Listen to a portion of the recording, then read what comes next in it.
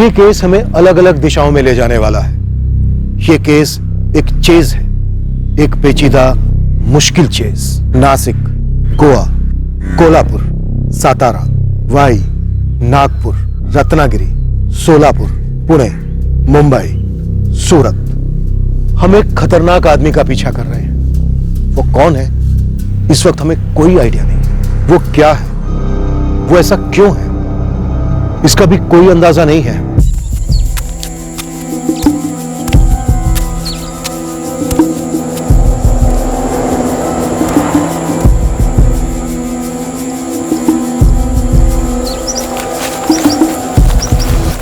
ये आदमी सनकी है, ऑब्सेस्ड है।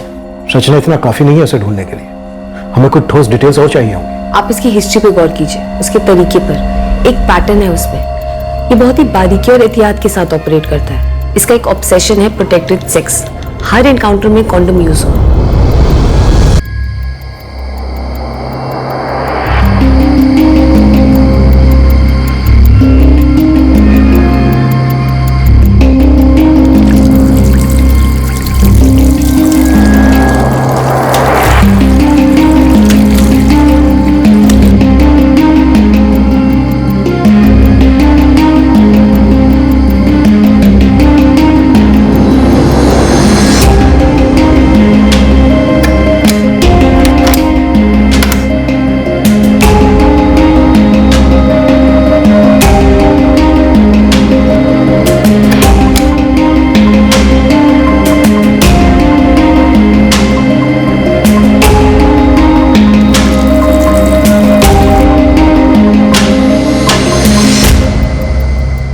उसके टारगेट्स में भी कोई पैटर्न है? कोई खास किस्म के शिकार को चुनता है? बिल्कुल, ये खास प्रोफाइल के विक्टिम्स को चुनता है और उनको टारगेट बनाने के तरीके में भी एक पैटर्न को फॉलो करता है।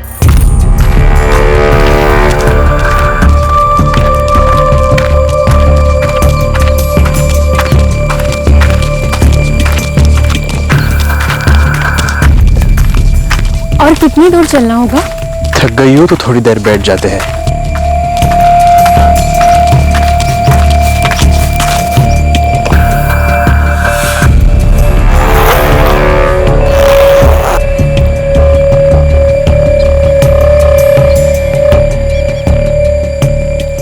ये लो, प्यास बुझ जाएगी।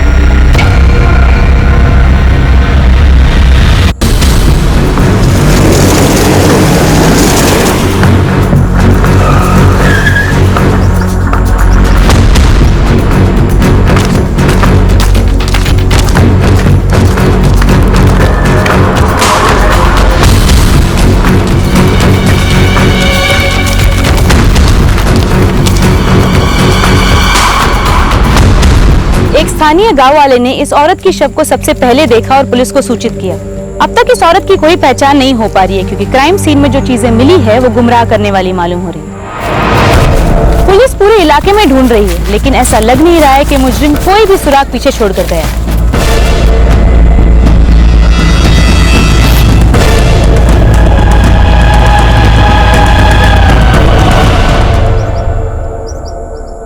सर, विक्टिम के साथ सेक्सुअल असॉल्ट हुआ ऐसा लग तो नहीं रहा है, पर पोस्टमार्टम ही असली तस्वीर सामने लेके आएगा। विक्टिम की पहचान हो सके ऐसा कुछ मिला? सर, एक डेबिट कार्ड मिला है, मनोज मात्रे नाम का। मनोज मात्रे विक्टिम का कौन हो सकता है? सर, ये जो कोई भी जिसने किया है ऐसे विक्टिम का पर्स और उसमें अपना डेबिट कार्ड हमारे लिए क्यों छोड़कर जाएगा?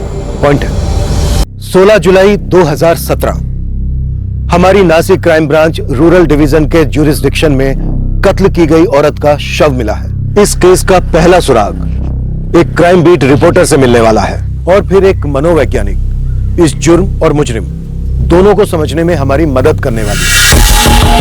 यही है आगे बढ़ने के लिए। इस सुराग का पीछा शुरू करते हैं। अंधी गली में ले जाएगा शायद, पर पीछा तो शुरू होगा। सर, ऐसा ही एक केस मैंने एक अरसे तक ट्रैक किया था। वो केस और ये केस काफी सिमिलर है सर। कौन सा केस अर्चना? सर, मडगांव गोवा का केस था 3 साल पहले का। एक्चुअली इन दोनों केसेस में काफी सिमिलैरिटीज है। जैसे कि? सर, मडगांव में भी ऐसी एक जवान लड़की की लाश मिली थी जिसका गला काटा गया था, और वो लाश भी एक सुनसान इलाके में मिली थी, जंगल में। और उस लाश के पास भी एक पर्स मिला था जिसके अंदर एक आइडेंटिफिकेशन डॉक्यूमेंट था, और वो भी एक आदमी का।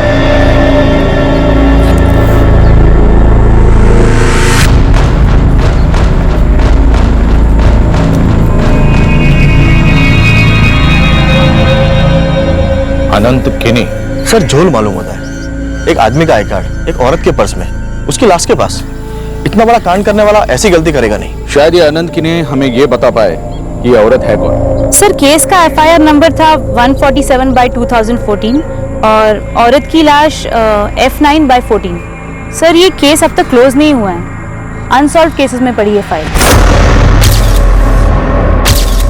सर, 2014 में गोवा में करस्पॉन्डेंट थी मैं। उस वक्त मैंने इस केस को काफी फॉलो किया था, ऑलमोस्ट 1 साल तक। तब वहां की पुलिस को कोई ब्रेक थ्रू नहीं मिला था, आज भी नहीं मिला। वो औरत ट्रेस हुई थी? नहीं ना सर, एक्चुअली मैंने भी उस वक्त पुलिस की काफी हेल्प करने की कोशिश की थी, लेकिन वही अंधी गली। ये रिपोर्टर अर्चना की गोवा वाली लीड में पता नहीं कितना वजन है, पर गोवा पुलिस से कोऑर्डिनेटर तो बनता है। विनीत, तुम इस डेबिट कार्ड वाले मनोज मात्रे को ढूंढ निकालो। सुधा, तुम पोस्टमार्टम की सारी डिटेल्स इकट्ठा करो। मैं पता करता हूं कि यहाँ के केस में और गोवा के केस में और कितनी समानता है। सर, इन दोनों केसेस में कई चीजें कॉमन है। तो क्या हम एक सीरियल किलर का पीछा कर रहे हैं?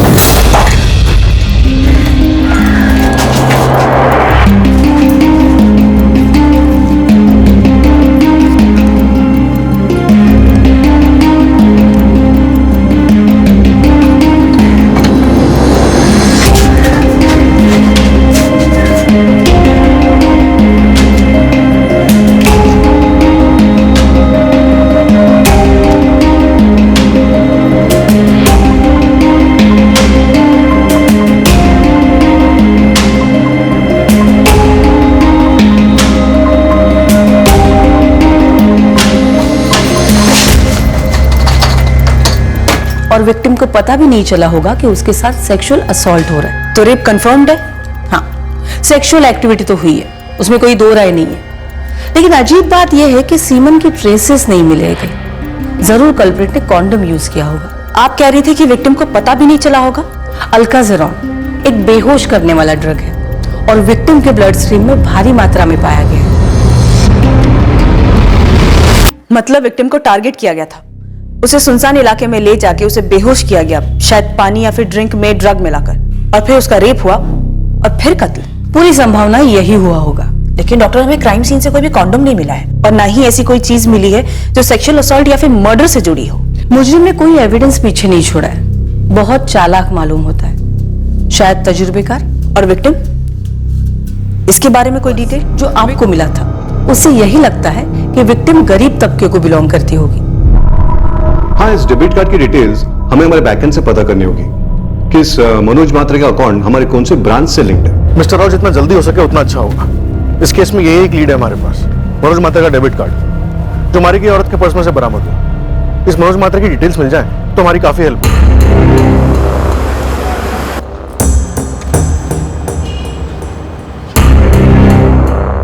माय गॉड, ये वही मालूम होता है। काफी सिमिलरिटीज है। हमारे केस में भी विक्टिम के ब्लड स्ट्रीम से अल्काजेरॉन का हेवी डोज पाया गया था। सफियो, तुम्हारे केस में भी विक्टिम के साथ सेक्सुअल असॉल्ट हुआ था, कॉन्डम यूज हुआ था? यस गावड़ी, कॉन्डम पहनकर सेक्सुअल असॉल्ट और उसके बाद गला काटा गया। कत्ल के 14 घंटे बाद बॉडी मिली थी। रेप सेक्सुअल एक्टिविटीज तो हुई है, लेकिन विक्टिम को तो पता ही नहीं चला होगा क्योंकि वो बेहोश रही होगी और हमें 7 ट्रेसेस तो मिले नहीं। तो इसलिए हम ये कह सकते हैं कि असॉल्ट कॉन्डोम पहनकर किया गया होगा।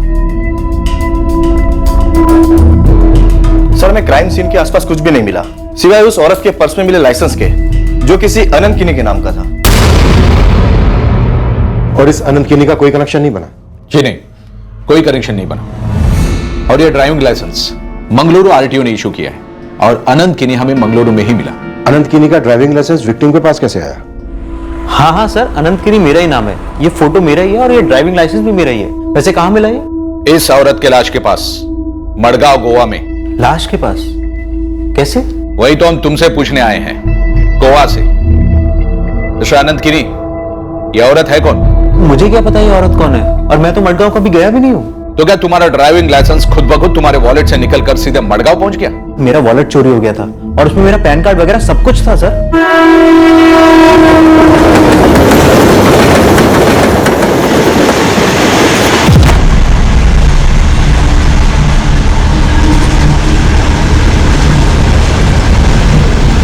सर 6 महीना पहले की बात है, मैं अपनी वाइफ को कोची छोड़ने गया था उसके पेरेंट्स के घर डिलीवरी के लिए।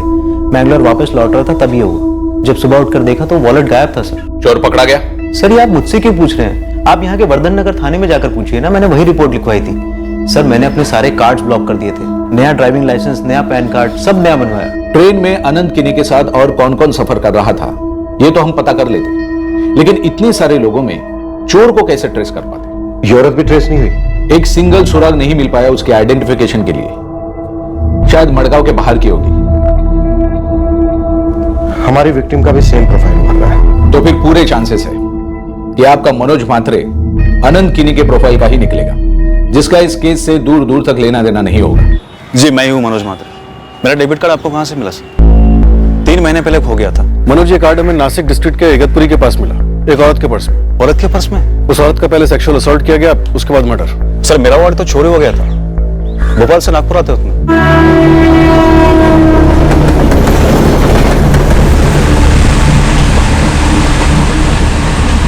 और जब सुबह मेरी नागपुर में नींद खुली तब जाकर मुझे पता चला कि मेरा तो वॉलेट ही गायब है। शुक्र है मेरे वॉलेट में सिर्फ बैंक के कार्ड्स थे, जो उसे तुरंत मैं ब्लॉक कर सका। इस औरत को जानते हो? मैं कैसे जानूंगा सर, मेरा नासिक साइड में तो आना जाना हुआ ही नहीं कभी। हाँ, एक आध बार शिरडी और शनि शिंगणापुर जाकर आया हूँ दर्शन के लिए। पर दोनों केसेस में एक दो नहीं, कई चीजें कॉमन है विनीत। हाँ सर, इतना तो पक्का है। ये सीरियल किलर सेक्सुअल असॉल्ट और मर्डर करने के अलावा चालाक चोर भी है। पर चोरी पैसों की नहीं, पहचान की करता है। और गोवा के केस की तरह हमारे केस की भी विक्टिम की शिनाख्त नहीं हो पाई है। पूरे 3 दिन हो चुके हैं। सुधा, हमारे केस की विक्टिम नासिक या इगतपुरी के बाहर की हो सकती है। सर मैंने महाराष्ट्र स्टेट के सभी थानों में विक्टिम की फोटो और केस डिटेल भिजवा दी है। और सर अगर विक्टिम महाराष्ट्र के बाहर की है तो तलाश का दायरा काफी वाइड हो जाएगा। 3 साल के गैप के बावजूद दोनों केसेस में मॉडस ऑपरेंडी लगभग 100% मैच हो रही है। हो सकता है किसी सीरियल किलर का काम, और हो सकता है इस वक्त वो अपने अगली शिकार की तलाश में घूम रहा हो।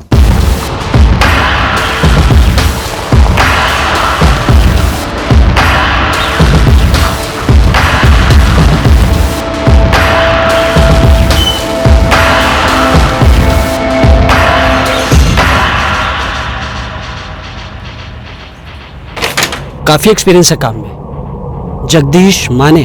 जी वो तो है, काफी टाइम से हूँ इस लाइन में। ये मास्क उतार सकते हो? चेहरा देखना है तुम्हारा। जी बिल्कुल। आपके यहाँ के सभी मजदूरों को भी ये मास्क पहन लेना चाहिए। इतनी धूल मिट्टी उड़ती है, फेफड़ों के लिए अच्छा नहीं है। तुमने मुंबई की साइट क्यों छोड़ी जगदीश? बिल्डिंग बन गई? नहीं जगदीश, मेरा मतलब है कि तुम मुंबई का काम छोड़ के पुणे क्यों चले आए? अब मुंबई में तो काम की कमी है नहीं। मैं मजदूरों को बहुत अच्छी तरीके से संभाल सकता हूँ अश्विन जी, लेकिन मुंबई की भीड़ और ट्रैफिक को संभाल ना पाया। मुझे ज्यादा शोर पसंद नहीं है, थोड़ी हरियाली हो, खामोशी हो, अच्छा लगता है।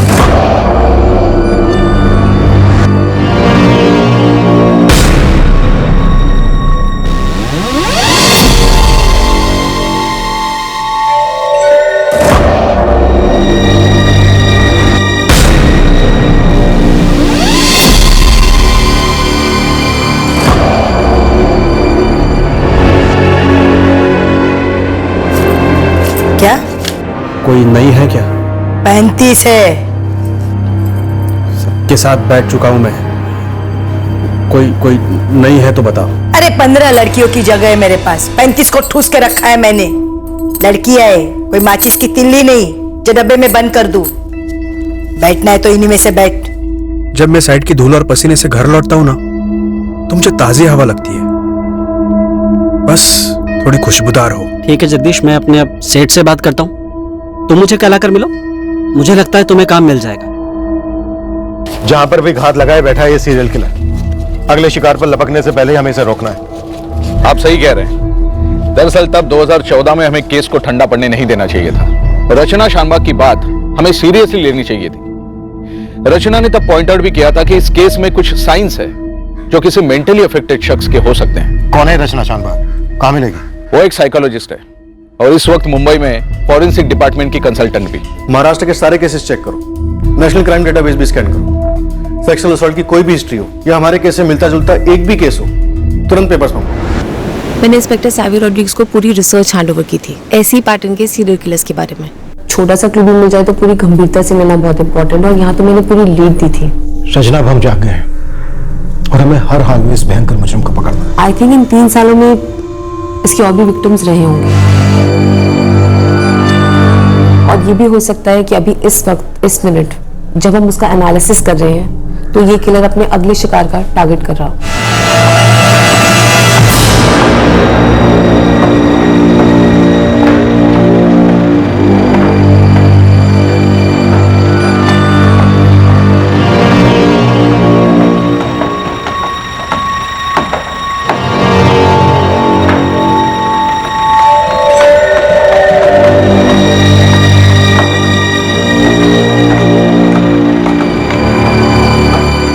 भारी पड़ रहा हो तो कम उठाओ वरना गिर पड़ोगी मधु।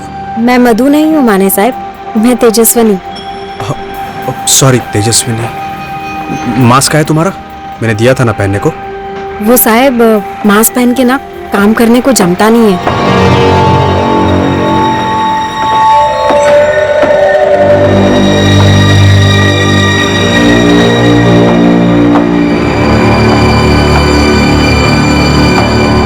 दोनों ही केसेस में एल्काजोरॉन ड्रग्स, यानी कि वो दवाइयों का जानकार है। इस दवा से तुरंत नींद आ जाती है, वो ये बात जानता है। और उसी बेहोशी की हालत में वो विक्टिम्स के साथ सेक्स करता है, फिर उन्हें मार डालता है। क्यों? जाहिर सी बात है, ताकि वो जिंदा न बचे उसे पहचानने के लिए। वो सेक्सुअल असॉल्टर होने के साथ साथ कातिल भी है। कत्ल सिर्फ उसके एक बचाव का तरीका है। उसका ऑब्जेक्टिव है सेक्स। सेक्स की भूख एक लत है, उसके लिए एक ऑब्सेशन है, एक बेलगाम जुनून की तरह। लेकिन उसका जुनून यही खत्म नहीं होता। इन्वेस्टिगेशन को गुमराह करने का भी उसका एक तरीका है। वो आपको भी गुमराह करने में उतनी ही मेहनत करता है। आप उसको कहाँ ढूंढेंगे वो पहले से ही प्लान कर लेता है। आपको नासिक पुलिस को नागपुर भगाया और मडगांव पुलिस को मंगलुरु भगाया। हमें इस आदमी का चेहरा चाहिए, इस आदमी का नाम चाहिए। मैं दावे के साथ कह सकती हूँ कि ये आदमी कोई फिक्स नाम से ऑपरेट नहीं करता होगा।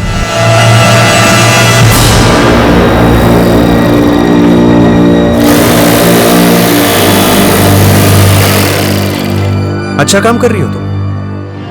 सोच रहा हूँ मैनेजर साहब से बात करके तुम्हारी तनख्वाह बढ़ा दूं। Thank you Peter sir. Welcome.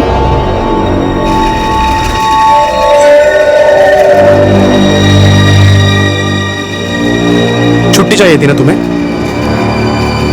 कल ले लो, तनख्वाह नहीं कटेगी तुम्हारी। धन्यवाद विजय साहब।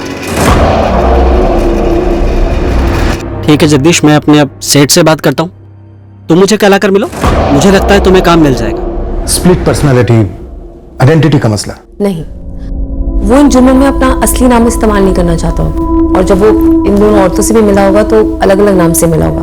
वो कॉन्डोम यूज करता है इसलिए नहीं कि सीमेन सैंपल पुलिस की मदद करेंगे।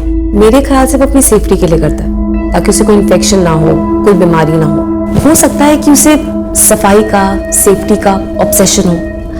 वो अपना उतना ही ख्याल रखता है जितना कि अपने विक्टिम्स का रखता है। आप विक्टिम की फोटोज देखिए, विक्टिम के कपड़े फटे हुए नहीं है, ना ही उनकी बॉडी पे किसी स्ट्रगल के निशान है। सेक्सुअल एक्टिविटी हुई थी, यह हमें पोस्टमार्टम रिपोर्ट में पता चला है, लेकिन क्राइम सीन पर उसने कोई निशान नहीं छोड़ा। वो पहले अपने विक्टिम्स को बेहोश करता है, फिर बहुत ही सावधानी से उनके कपड़े उतारता है, फिर उनके साथ सेक्स करता है, फिर उसके बाद उनका कत्ल करता है, और फिर उतनी एहतियात के साथ उनके कपड़े उन्हें वापस पहनाता है। ये अपने विक्टिम्स को मरने के बाद भी ऐसे ही नहीं छोड़ता, उनको अच्छे से वापस कपड़े पहनाता है। तभी उसके विक्टिम्स आपको ऐसे मिलते हैं जैसे कि वो मानो आराम से सो रहे हैं। उसने दोनों मर्डर्स जंगल में किए, जहां लोगों का आना जाना ना के बराबर होता है। ऐसा किलर शायद पहले से ही तय करके रखता होगा कि किस दिन कितने बजे कौन से इलाके में उसको अपने विक्टिम को लेकर आना है। तो पूरे इलाके को बहुत अच्छे से स्टडी करता होगा, विक्टिम्स को किसी बहाने वहां पर लेकर जाता होगा। इगतपुरी के पास जंगलों में जहां पर आपको इस विक्टिम की लाश मिली, वहां पर कुछ मशहूर है। एक मंदिर है, इच्छापूर्ति मंदिर। मडगांव में भी कृष्ण मंदिर है, क्राइम सीन से थोड़ी ही दूर। तो शिकार को मंदिर ले जाने के बहाने वो जंगलों के रास्ते जाता होगा, और शायद शादी का भी झांसा वासा देता होगा। Who knows? मैंने मडगांव वाले केस में सारे पैटर्न स्टडी किए थे और अपनी रिपोर्ट फाइल की थी, और इस केस को साइनाइड किलर की केस स्टडी के साथ मैच किया था। Bus stop killer. Right. Cyanide killer mostly bus stop पे अपने शिकार को मारता था, और ये शख्स जंगलों में, वो भी एक जगह अपना शिकार नहीं करता था, अलग अलग शहरों में घूम कर करता था। और ये 2014 में मडगांव, 2017 में नासिक, और अभी शख्स नासिक में नहीं मिलेगा। इस शख्स का चोरी करने के तरीके में भी एक पैटर्न है। ये अलग अलग जगहों से वॉलेट्स चुराता है और उनके आईडीज इस्तेमाल करता है। मडगांव में मैंगलुरु के किसी आदमी का और नासिक में नागपुर के किसी आदमी का आईडी इस्तेमाल हुआ है। ये शख्स सिर्फ कत्ल करने के लिए सफर नहीं करता है, चोरी करने के लिए भी सफर करता है। वो शायद काफी दूर दूर तक जाता होगा, चोरी के लिए भी अपना टारगेट काफी सावधानी से चुनता होगा, शायद उनसे पहले दोस्ती भी करता हो, शायद इस बात को भी इंश्योर करता हो कि वो लोग उस शहर नहीं जा रहे जहां वो कत्ल प्लान कर रहा है। ये दोनों अनंत किनी और मनोज महात्रे, इन दोनों की वॉलेट्स चोरी करने में भी एक चीज नोटिस करने लायक है। इन दोनों की वॉलेट्स चोरी हुए हैं, सेलफोन्स नहीं, जबकि इन दोनों के सेलफोन चोरी करना भी उतना ही आसान होता। मतलब ये अपने साथ कोई ऐसी चीज नहीं रखना चाहता जिससे ट्रेस हो सके। बिल्कुल। तो फिर ऐसे शातिर को कोई चेहरा, कोई नाम कैसे दे? ये जो आपके दोनों विक्टिम्स हैं, ये निचले तबके से हैं। हो सकता है कि ये दिहाड़ी मजदूरी करते हों या फिर अपने परिवार से दूर रहते हों, इसीलिए इनकी मिसिंग कंप्लेंट आज तक अब तक नहीं पहुंची है। या ये भी हो सकता है कि इनके आगे पीछे कोई ना हो, इसलिए इनके परिवारों में कोई भूचाल नहीं आया। ये शख्स या तो ये इसी तबके का है या फिर इस तबके के लोगों के साथ काम करता है, उनके कांटेक्ट में है, जहां पर ये इन लोगों को स्पॉट करता है और फिर उनसे दोस्ती करता है। उसके अंदर कोई तो ऐसी क्वालिटी है, कोई तो ऐसी पावर है जिससे वो औरतों को कंफर्टेबल फील करवाता है, या फिर यूं कहिए उन्हें फंसाता है।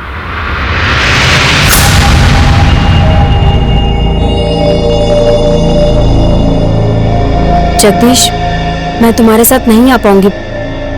मेरे यहाँ 2 बच्चे हैं जो मेरे पति ने मेरे गले बांधे और भाग गया कुतरा। देखो, तुम वहां अच्छा कमा सकोगी, बच्चों को सिखा सकोगी, क्या इससे खुशी नहीं होगी तुम्हें?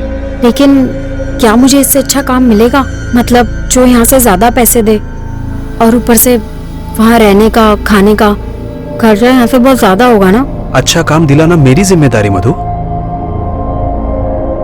यहाँ से 2 गुना ज्यादा बचा पाओगी तुम। ठीक है जगदीश, मैं चलूंगी तुम्हारे साथ, लेकिन तुम मुझे ये बार बार मधु मधु क्यों बुला रहे हो? फिर से गलती हो गई। या तो ये अपने सेक्सुअल डिजायर्स को, अपनी इच्छाओं को डायरेक्टली बोल नहीं पाता होगा, या फिर ये औरतें इसकी इच्छाओं के सामने झुकती नहीं होंगी, इसलिए ये उनको ड्रग देकर, बेहोश कर कर अपनी विकृति को अंजाम देता होगा और उसके बाद उनका कत्ल कर देता होगा। इस आदमी की सेक्सुअल नीड नॉर्मल नहीं है। ऐसे लोगों में एक अनकंट्रोलेबल सेक्सुअल अर्ज होती है, एक सेक्सुअल नीड होती है, और वो कॉन्डोम यूज करता है। सिर्फ इतना क्लू काफी नहीं है हमारे लिए। ओके, अभी तक हमारे पास क्या हिस्ट्री है? 2014 मडगांव, 2017 नासिक, 2015 2016, इन 2 सालों में भी जरूर कुछ हुआ होगा, या फिर 2013, या फिर उससे कुछ पहले भी कुछ किया हो। रेड लाइट एरियाज, वो कोठों पे जरूर जाता हो, वो तो हम खंगाल रहे हैं, लेकिन वहां पर भी आप उसको उसके बिहेवियर पैटर्न के हिसाब से ढूंढेगा। आजकल ज्यादातर सेक्स वर्कर्स प्रोटेक्शन पर इंसिस्ट करते हैं, उनके पास अपना स्टॉक होता है, लेकिन क्योंकि हमारा सीरियल किलर सफाई और सुरक्षा पसंद है, वो अपना कॉन्डम्स का स्टॉक लेकर जाता होगा और इंसिस्ट करता होगा कि वही यूज करे। पॉइंट है role play. Role play? Yes, role play. हो सकता है कि वो इन औरतों के लिए डेस्परेट हो, उनके लिए तड़पता हो, इन्हें पाना चाहता हो, इनके साथ सोना चाहता हो, लेकिन ये औरतें उसके सामने झुकी ना हो, और क्योंकि वो डेस्परेट है, सनकी है, वो इन सेक्स वर्कर्स से रोल प्ले करवाता होगा ताकि वो औरतें बन जाएं जिसके लिए वो डेस्परेट है। तो शायद इन सेक्स वर्कर्स को वो उस नाम से बुलाता होगा जिन औरतों के साथ वो सेक्स करना चाहता होगा। Quite possible. वो अपनी सारी फैंटेसीज इन सेक्स वर्कर्स के द्वारा पूरी करता होगा।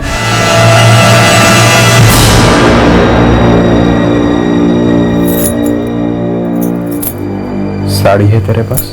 है ना। पहन क्या?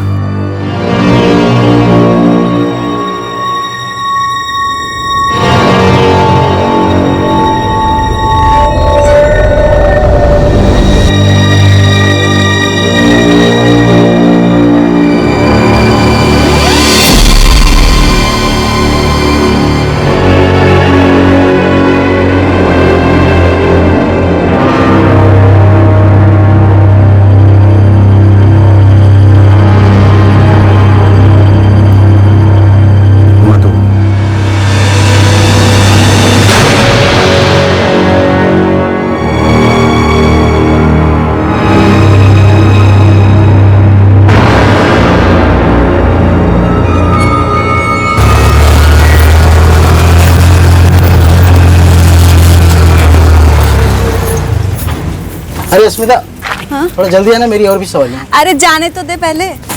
क्या रे गुरु, क्या काम है? अस्मिता सुनना, मुझे एक आदमी चाहिए। वो थोड़ा येड़ा है, क्रैक। साहब लोग बोल रहे थे ये जो तेरा नासिक वाला अड्डा है वहाँ गारंटी आया रहेगा। तूने मुझे आधार कार्ड का सेंटर समझ के रखा है क्या? फोटो तो दे उसका। वही तो नहीं है। तो फिर हवा से ढूंढ के निकालूं क्या? अरे तू समझ नहीं रही, मतलब मुझे इतना ही पता है कि वो येड़ा है, सनकी है, बस। हमारे पास जो आधे से ज्यादा आते हैं ना, वो येड़े और सनकी होते हैं। ये अलग टाइप का येड़ा है, मतलब अपना कॉन्डम साथ लेकर आता होगा। सच में बोल रहा हूँ। अब देख, तेरा नाम अस्मिता है ना, अगर वो तेरे साथ बैठेगा तो तुझे किसी और नाम से पुकारेगा, करिश्मा, रेशमा या कुछ और। अरे कोई आइटम होगी, इसके हाथ नहीं आई होगी, तो रोल प्ले टाइप का कुछ करता होगा ऐसा। साहब लोग बोल रहे थे। आगे बोल। शायद कुछ खास कपड़े पहनने को बोलता होगा, और शायद सेक्स भी अलग तरीके से करता होगा। तो कुछ पागल रे, ये टाइप का कुछ। मेरा पाला तो ऐसा किसी से नहीं पड़ा अभी तक। तो बात घुमा अपने कोठे पे और बाकी कोठों पे भी। क्यों भाई, क्या किया इसने? किसी की जेब काट के भागा है क्या? गला काटा है, कम से कम 2 औरतों का, और इससे ज्यादा भी हो सकती है। एक सीरियल किलर हो सकता है। मतलब ये वैसा साइको है जैसे फिल्मों में साइको होते हैं? वैसा ही, पहले दवा खिलाता है, बेहोश करता है और कॉन्डोम पहन के रेप करता है, फिर मर्डर, फिर फरार। सर इस तरफ वाले सभी चेक किए, कोई भी पैरोल पर नहीं। ये बीच में मर्डर रेप केस के जितने भी पंटर बेल पर हैं सभी को राउंड अप कर रहे हैं। और ये रेप केस अक्यूज्ड, सभी की कंपलसरी हाजिरी चल रही है सर। मुझे लगता है हमारा टारगेट दिखने में खूंखार नहीं होगा, एक सभ्य किस्म का चेहरा होगा जिसे देखकर औरतें डरती नहीं होंगी दोस्ती करने में। कोई ऐसा होगा जिसे ये देखकर बिल्कुल फीलिंग ना हो कि उसके अंदर इतनी विकृति भरी पड़ी है। लेकिन हाँ, किसी ने उसकी कोई अजीब आदत नोटिस जरूर की होगी, पर उससे कोई खतरा महसूस नहीं किया। सर टिटवाला, कल्याण का सारा, इन जगहों पर जहाँ भी कंस्ट्रक्शन का काम जोरों शोरों से चल रहा है, हमने सब जगह अपनी टीम लगा दी है। गुरु खबरी वहां रेड लाइट एरिया छाता है। विनीत सुधा, जितने भी मर्डर एक्यूज्ड बेल पर बाहर हैं, उन्हें ट्रैक करो, जिनमें किसी तरह की कोई सनक हो, जैसा कि रचना कह रही है। हो सकता है ये शख्स रडार में आया हो पहले कभी, पर हाथ से फिसल गया हो, बेलजम की हो, कुछ भी हो सकता है। हर मुमकिन एंगल टटोला, पूरी ताकत लगाकर हमें उसे ढूंढना है। अब एक और मर्डर होने नहीं देना। पुराने कैदियों और आरोपियों से बात की गई इस उम्मीद से कि शायद कोई इस तरह के बिहेवियर वाला उनके ध्यान में आया हो। रेड लाइट एरिया के कोठों पर हमारे खबरी पूरे जोश से उस शख्स के बारे में कोई ना कोई सुराग ढूंढने की कोशिश में थे। रचना शानबाग नेशनल क्राइम डेटाबेस से इस तरह के अन्य अपराध और उनसे जुड़े आरोपियों को खोजने में हमारी मदद कर रही थी। पूरे राज्य और राज्य के बाहर के भी पुलिस थानों में दोनों विक्टिम्स की तस्वीरें और डिटेल्स भेजी गई, इस उम्मीद से कि कहीं कोई सिमिलर मिसिंग केस या कोई इंक्वायरी में कोई छोटा सा भी ब्रेक थ्रू मिला हो। पर जिस आदमी की हमें तलाश थी वो अभी हमसे कोसों दूर था। गुमनामी की चादर में लिपटा वो कोई भी हो सकता था, कहीं भी हो सकता था।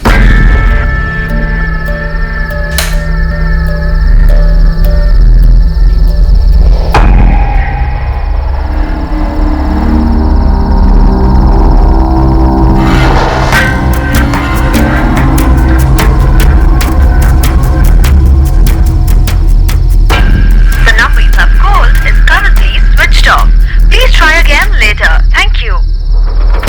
उसे ढूंढ रहे थे और वो भी किसी की तलाश में था। तुम्ही डायल केलेला नंबर बंद आहे, कृपया थोड्या वेळाने। पर हमारे अलावा इस विकृत हत्यारे को कोई और भी खोज रहा था।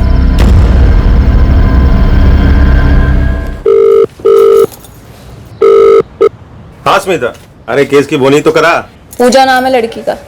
हाँ, रामाबाई के कोठे पे बैठती है। पूजा, बता क्या जानती है? पहले ये बता कि तेरी टिप में मेरा कितना टका है। अरे यार पूजा, कुछ काम की बता तो सही। इंस्पेक्टर मिलिंद, मुझे शायद आपकी केस में एक लीड मिली है। वैसे अभी तो नेशनल डेटाबेस से मिले सारे अपराधियों आरोपियों की फाइल्स मैंने नहीं छानी है, लेकिन मिसिंग फाइल्स में एक ऐसा नाम है जो शायद हमारे किरण की प्रोफाइल से मैच करता है। कौन है गुमशुदा आदमी? इसका नाम है कमलेश यादव। ये अक्टूबर 2016 में सतारा से गायब हुआ था। हो सकता है कि कमलेश यादव इसका असली नाम भी ना हो, लेकिन एक लीड हो सकती है। रचना, तुम्हें ऐसा क्यों लग रहा है कि ये गुमशुदा आदमी हमारी लीड हो सकता है? अरे कुछ तो बताना यार, नाम, हुलिया या निशान, कुछ तो। अबे मैं क्या ग्राहकों के नाम पूछते बैठती हूँ, और अगर बता भी देगा तो क्या भरोसा है कि सही नाम है। अरे वो अस्मिता बोली थी मेरे को कि ऐसा ऐसा एडे टाइप का आदमी है। मैंने कहा हाँ, आया तो था एक ग्राहक ऐसा। अब वो खुद ही अपना कंडोम लेके आता था, और हर बारी ना उसको चाहिए होता था कि मैं कुछ नया पहन कर आऊं। क्या? नहीं मतलब मैं सलवार पहनी थी तो बोला जा जाके साड़ी पहन के आ जा। फिर अगली बार जब मैं साड़ी पहनी थी तो बोला जा वो जीन्स पैंट और शर्ट पहन के आ जा। और फिर एक बार तो बोला कुछ मत पहन, ऐसे ही खड़ी हो जा दीवार के सहारे। एक घूर बच्चन, ताजमहल नहीं हूं मैं, ठंड लग रही है मेरे को।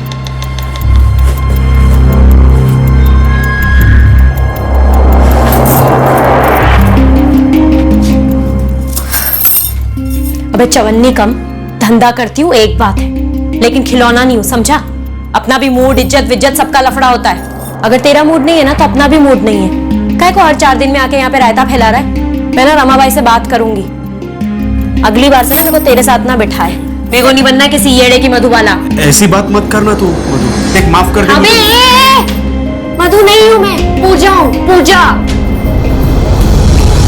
उस दिन जो टोचन दिया ना साले को, आज तक नजर नहीं आया है। वो तेरे को मधुबाला बोलता था ना, मतलब बनने को बोला था ना? नहीं नहीं, तू मेरी मधु है, बस इतना ही बोलता था। अभी मैंने भी सोचा क्या फर्क पड़ता है, किसी भी नाम से बुलाया, मैंने कौन से शादी करनी है उसके साथ में। पर फिर ये बंदा बैठता था मेरे साथ में, और कुछ भी होने के पहले ना पानी मांगता था और जाके हाथ धोता था, और फिर सब कुछ हो जाने के बाद में वापस जाके साबुन से हाथ धोता था, और कभी कभी तो यूं ही बीच में ही हाथ धोने चले जाता था।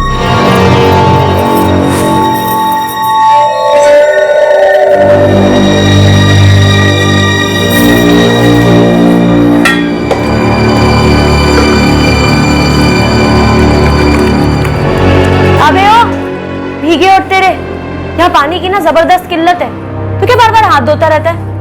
कूड़ा दानू मैं?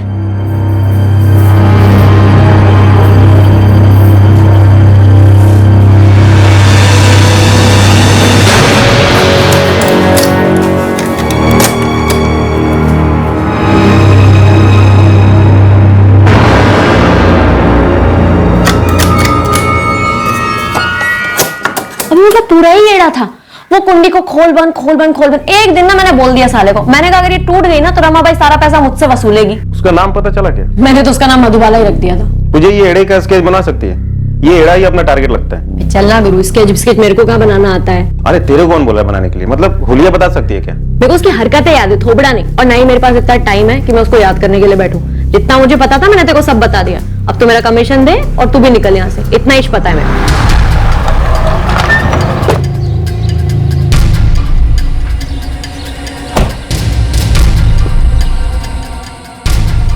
ये रहा वो शख्स, सतारा में लीगल सुपरवाइजर था, अक्टूबर 2016 से गायब है। इसकी पत्नी पल्लवी जाधव ने इसकी मिसिंग कंप्लेंट दर्ज करवाई थी, अब तक नहीं मिला है। तुम दावे के साथ इसे कल्प्रिट मान रही हो इस केस का, क्योंकि ये लेबर सुपरवाइजर था? सिर्फ ये रीजन नहीं है, मैं दरअसल जितनी भी औरतें मिसिंग हैं उनकी फाइल्स चेक कर रही थी। ये कनेक्शन क्या बनता है रचना? ये लड़की मोनाली कुरवेकर चिपलून से गायब होती है, तो ये दोनों केसेस आपस में कैसे जुड़े हुए हैं? दरअसल मोनाली कुरवेकर की मिसिंग रिपोर्ट पंचगनी के पास वही में दर्ज कराई गई। मोनाली के फादर है चंद्रकांत कुरवेकर और मदर है उषा कुरवेकर, और इसकी बहन है पल्लवी जाधव, कमलेश यादव की पत्नी। मैं कोई नतीजे पे नहीं पहुंच रही हूँ, मैं सिर्फ सारी डॉट्स ज्वाइन करने की कोशिश कर रही हूँ। दरअसल ये लेबर सुपरवाइजर कमलेश यादव की प्रोफाइल मेरे दिमाग में अटक गई थी, वो भी अभी तक नहीं मिला है। और फिर मुझे मोनाली की मिसिंग फाइल मिली। मोनाली जो पल्लवी की बहन है, पल्लवी जो मिसिंग कमलेश यादव की पत्नी है, और मोनाली अभी तक नहीं मिली है। कमलेश यादव की पूरी डिटेल्स निकालते हैं। सतारा में इसकी फैमिली का कोई ना कोई जरूर होगा। सर, गुरु खबरी आया है। भेजो उसे। बोल गुरु। सर, रामाबाई के कोठे पे एक पूजा करके लड़की है, उसका एक कस्टमर था, वो बिल्कुल वैसा ही था जैसा आपने बताया था, वही कॉन्डोम वॉन्डोम रोल प्ले जैसा, लेकिन 1 महीने से वो आया नहीं उधर। इस पूजा को ले आता अपने साथ? पूजा बोल रही थी उसका चेहरा वेरा याद नहीं उसे, तो स्केच नहीं बना सकती। ये एड़ा 1 महीने से आ नहीं रहा है ना उधर। हाँ, वो बोल रही थी हर बार उसे अलग अलग कपड़े में देखना उसे पसंद है, उसे मधु मधु करके बुलाता था। अगर वो स्केच नहीं बनवाना चाहती है तो हम उसे फोटो दिखा सकते हैं। गुरु, ये फोटो दिखा से और कुछ ये याद नहीं है क्या? सतारा के इस केस की डिटेल्स निकाल। इस केस में हर लीड दरअसल अंधेरे में तीर था, और हमारा मुजरिम बेहद खतरनाक था, और हमें किसी भी सूरत में उसे ढूंढना ही था, चाहे वो कोई भी हो, कहीं भी हो। और रचना द्वारा दी गई लीड हमें उस शख्स की पहली झांकी देने वाली थी कि आखिर वो शख्स कौन था जिसे हम खोज रहे थे। हाँ, वो मिसिंग कमलेश यादव का केस मुझे अच्छे से याद है। सीरियल किलर कैसे बने? इस वक्त हम दावे के साथ तो नहीं कह सकते, लेकिन ये कमलेश यादव हमारा टारगेट हो सकता है। हमें कमलेश की पत्नी पल्लवी यादव से बात करनी थी और कमलेश की फैमिली तक भी पहुंचना है। लेकिन सतारा में तो कमलेश यादव की कोई फैमिली है ही नहीं। तो फिर कहाँ है? कमलेश यादव की पत्नी पल्लवी ने हमको बताया था कि उसकी कोई फैमिली है ही नहीं। कुछ तो बड़ा पार्ट है। पल्लवी की छोटी बहन मोनाली भी चिपलून से तकरीबन उसे गायब हुई थी जब कमलेश यादव गायब हुआ। हाँ, मुझे मालूम है। आप पल्लवी यादव से बात करना चाहते हैं? हाँ, ठीक है, आप मुझे आधा घंटा दीजिए, मैं पल्लवी से कांटेक्ट करता हूँ। मोनाली कुर्वेकर की मिसिंग कंप्लेंट यहाँ वाई में हमारे ही पुलिस स्टेशन में दर्ज हुई थी, लेकिन वो गायब यहाँ से नहीं हुई थी। मोनाली के माँ बाप का कहना था कि मोनाली को चिपलून के किसी होटल में नौकरी मिली थी, इसलिए वो चिपलून गई थी। हमने चिपलून के सभी छोटे बड़े होटल्स में पूछताछ की थी, मोनाली कुर्वेकर नाम की किसी लड़की को किसी होटल में कोई नौकरी नहीं मिली थी। क्या? 14 अक्टूबर 2016 को मोनाली अपने घर से चिपलून के लिए निकली थी, लेकिन तब से उसका कोई पता नहीं। मोनाली के माँ बाप ने उसी शाम आकर कंप्लेंट लिखवाई थी। मुझे मोनाली के माँ बाप से बात करनी है। हाँ बाबा, मुझे भी पुलिस का फोन आया था, उनको कमलेश के बारे में बात करनी है। अगर पल्लवी काय भंगड़ है, कमलेश और मोनाली की खबर आ रही है, वो भी साथ साथ। तुम अपने थाने जाकर पता करो ना, मैं भी अपने थाने के लिए निकलती हूँ, जरूरत पड़ेगी तो मैं वाई आ जाऊंगी। मी आधीच सांगितलं होतं, इस कमलेश में खोट है, लेकिन पल्लवी ने हमारी सुनी ही नहीं। उषा, कमलेश गया खड्डे में, मुझे अपनी बेटी मोनाली की फिक्र है।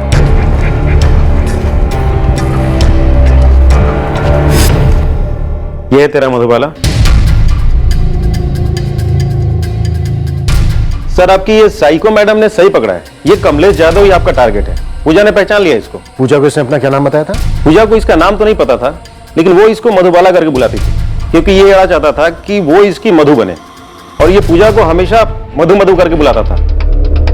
अब हमें पल्लवी और उसके परिवार के पीछे लगना होगा। क्या पता शायद पल्लवी की छोटी बहन मोनाली को इस कमलेश यादव ने मार दिया हो। सर, पूरा परिवार यहाँ पहुंच रहा है। सतारा पुलिस ने कंफर्म किया। पल्लवी और उसके माँ बाप जरूर इस कमलेश यादव के बारे में कोई ठोस इन्फॉर्मेशन दे सकते हैं। वैसे सतारा पुलिस ने कंफर्म किया है कि इस कमलेश यादव का कहीं कोई परिवार नहीं है, नहीं सतारा में और नहीं कहीं और।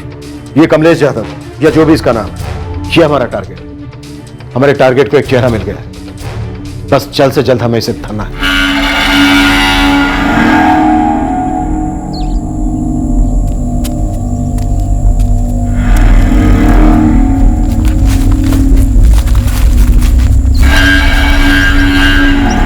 इंस्पेक्टर मिलन बिल्कुल सही है, कमलेश यादव ही हमारा टारगेट है। कुछ और सबूत मिले हैं उसके खिलाफ। और क्या सबूत मिले रचना? मैंने आपसे कहा था ना कि ये सस्पेक्ट पहले भी पुलिस के रडार में रहा होगा और फिर फिसल गया होगा, ऐसा ही हुआ है। और ये हुआ था कोल्हापुर पुलिस से। हमारा टारगेट एक केस में आरोपी है, एक मर्डर केस में पकड़ा गया था। इसका असली नाम है सुधीर परब। किसका मर्डर किया था? कब? जैसा तुमने कहा रचना, एग्जैक्ट वैसा ही हुआ। 2013 में इस साइको ने अपना खाता खोला। करेक्शन, 2013 में पुलिस की रडार में आया था। हमें नहीं पता कि इसने अपने मर्डर का सिलसिला कब शुरू किया था। इंस्पेक्टर, मुझे डर है कि हमें इसे जल्द से जल्द पकड़ना होगा, इससे पहले कि किसी और को अपना शिकार बना ले।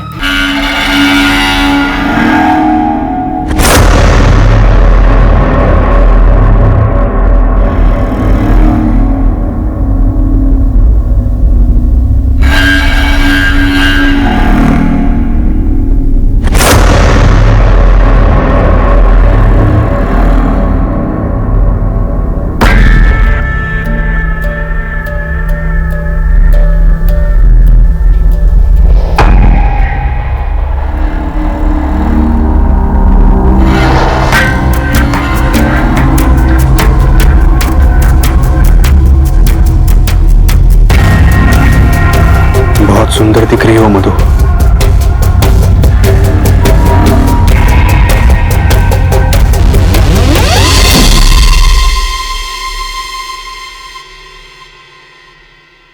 तेजस्विनी,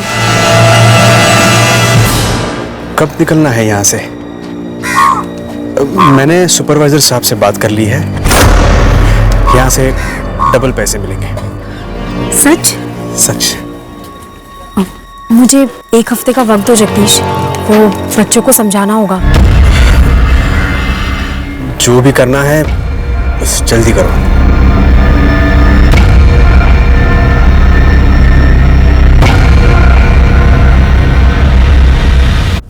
हमारा संदिग्ध एक पुलिस थाने की गिरफ्त में था।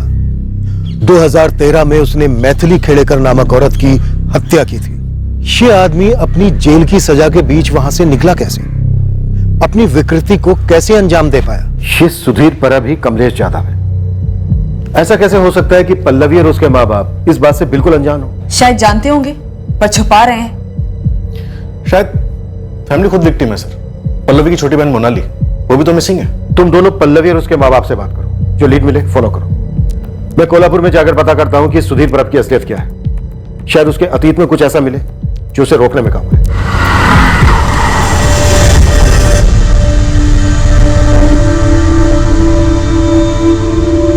इंस्पेक्टर मिलन, मैं इस बात से वाकिफ हूँ, लेकिन मुझे ज्यादा फिक्र है उसके अगले शिकार की।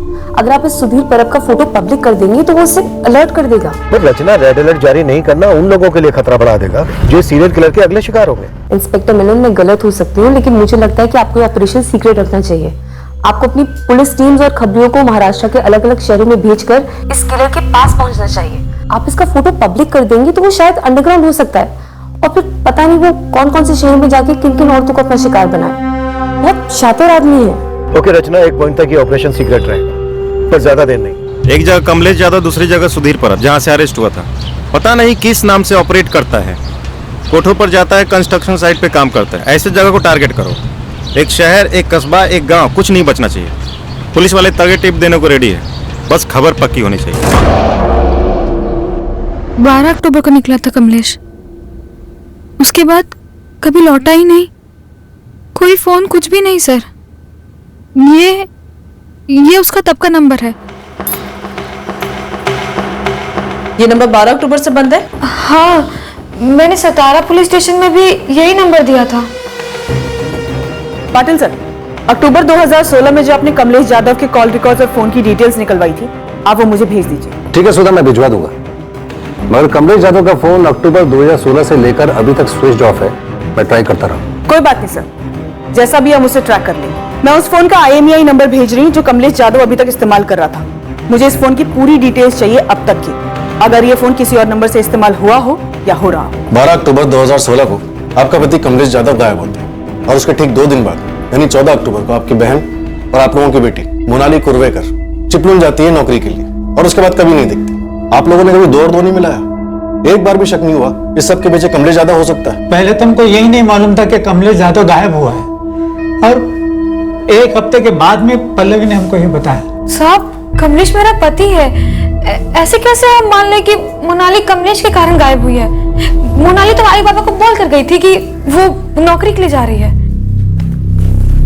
मोनाली, ये कंपनी वाले वहाँ तेरे रहने का क्या इंतजाम कर रहे हैं? आई, उन्होंने बोला है कि रहने का इंतजाम और खाने का इंतजाम वो लोग करेंगे, तो पगार पूरा का पूरा बच जाएगा ना, जो मैं यहाँ भेजूंगी।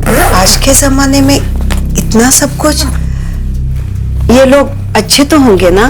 मैं एक बार वहां जाके उन लोगों से मिल लूंगी, तो तुझे फोन करके ना सब बता दूंगी। कोई नया बड़ा होटल था जिसमें उसे नौकरी लगी थी। और इस नए बड़े होटल का नाम तक नहीं पता आप लोगों को। मोनाली ने बताया नहीं हमको। ये बात आपको कभी खटकी नहीं? वैसे वाई पुलिस ने चिपलून के हर छोटे बड़े नए पुराने होटल्स में पूछताछ की थी। किसी भी होटल में किसी ने भी मोनाली कुर्वेकर का नाम तक नहीं सुना था। मोनाली पहले भी पंचगनी और महाबलेश्वर के होटल में नौकरी कर चुकी थी, इसलिए उस पर शक करने का हमको कोई कारण मिला ही नहीं। पल्लवी, क्या तुम्हारे पास भी अपने पति कमलेश जाधव पर शक करने का कोई कारण नहीं था? उसके अतीत के बारे में कितना जानती हो? कमलेश मुझे 2014 में मिला था। वो हम कामगारों का सुपरवाइजर हुआ करता था। सब उसे बहुत पसंद करते थे, मैं भी पसंद करती थी। ये मास्क पहनने से कम धूल फेफड़ों में जाएगी। ऐसे समझ में आया? इससे तबीयत कम बिगड़ेगी और नुकसान भी कम होगा। और अगर वैसे भी अगर जान है तो जहान है, नहीं? आप सभी लोगों ने इसे पहनना चाहिए। लेकिन कमलेश सर, इसे पहनकर ना काम करना नहीं जमता है। मैं समझता हूं कि थोड़ी दिक्कत होगी, मगर कुछ ही दिनों के लिए होगी, लेकिन फायदे जिंदगी भर के लिए है। कोई कायदा नहीं है कि इसे पहनना ही पड़ेगा, लेकिन कुछ चीजें कायदों के परे होते हैं, इंसानों के लिए सही होते हैं। लो, इसे पहनकर काम करो, और जब आप शाम को घर लौटोगे तो देखोगे कि इसमें कितनी धूल जमी होगी जो आपके फेफड़ों में गई होती है। मुझे कमलेश से प्यार हो गया सर। वो मेरा ख्याल रखता था, मुझे उसकी ये बात सबसे अच्छी लगती थी, इसलिए शादी कर ली। हम शादी के खिलाफ थे साहब, हमारे मन में कुछ शंकाएं थी। उसने अपने बारे में कभी कुछ बताया नहीं। क्या नहीं बताया चंद्रकांत जी? कि उसका असली नाम सुधीर परब था। वो कोल्हापुर में मैथिली खेड़ेकर नाम की औरत के कत्ल के जुर्म में गिरफ्तार हुआ था।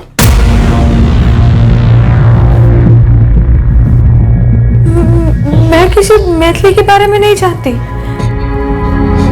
मुझे शक था कि कमलेश की जिंदगी में कोई मधु है। हर बार उसे अलग अलग कपड़े में देखना उसे पसंद है। उसे मधु मधु करके बुलाता था। तो इस मधु की बात को लेकर तुमने क्या किया पल्लवी? कभी मधु के बारे में कुछ जानने की कोशिश की? कभी कमलेश से कुछ पूछा? हाँ, कमलेश, तुमने आज फिर मुझे मधु कहकर पुकारा। अच्छा, मधु? हाँ, तुमने पुकारा। मधु, हो गया मेरा, निकल रहा हूं मैं। पता नहीं क्यों, बस निकल गया होगा। लेकिन कमलेश, ये पहली बार नहीं हुआ है। इससे पहले भी तुमने मुझे मधु कहकर पुकारा है। कौन है ये मधु? मुझे क्या पता रहे, इतने अलग अलग लोगों से मिलता रहता हूं मैं, अलग अलग साइट्स पे। निकल गया होगा गलती से। इंसान हूं मैं, जुबान फिसलती है कभी कभी। चल निकलता। मुझे शक हो गया था कि कमलेश का किसी मधु के साथ चक्कर चल रहा है। मुझे लगा साइट पर कोई होगी ये मधु। मैंने अपने तरीके से साइट पे पता किया था, वहां कोई मधु नहीं थी। जब पल्लवी उस कमलेश को हमसे मिलाने लाई थी, हमने उसके माँ बाप के बारे में, उसके परिवार के बारे में ठीक है, बचपन में तुम्हारे माँ बाप गुजर गए, लेकिन कमलेश, तुम्हारा कोई गांव तो होगा ना? किसी न किसी गांव में, कस्बे में कोई ना कोई रिश्तेदार तो होगा ही। अगर होगा भी तो मुझे कुछ याद नहीं है। इतने साल अकेला रहा हूं, कुछ याद ही नहीं है बचपन के बारे में। लेकिन मेरे बाबा ने मेरे लिए काफी कुछ छोड़ रखा था, उसी से मैंने अपनी इंजीनियरिंग कंप्लीट की। सब खुद किया मैंने। हाँ, कुछ रिश्तेदार थे जरूर, लेकिन उनका रिश्ता सिर्फ पैसों से था। लेकिन मैंने किसी को भी अपने करीब नहीं आने दिया। तो तुम्हारे बाबा क्या करते थे? बिल्डर थे। काफी कुछ जमीनें छोड़ी है मेरे लिए, पुणे में, मुंबई में। जमीनें हैं पुणे में, मुंबई में, इंजीनियरिंग पढ़े हो, और इस सब के बावजूद कामगारों के सुपरवाइजर बने?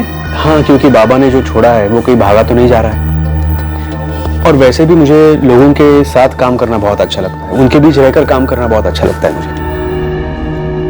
पल्लवी बेटा, मैं घुमा के बात नहीं करूंगा, सीधे बोलूंगा।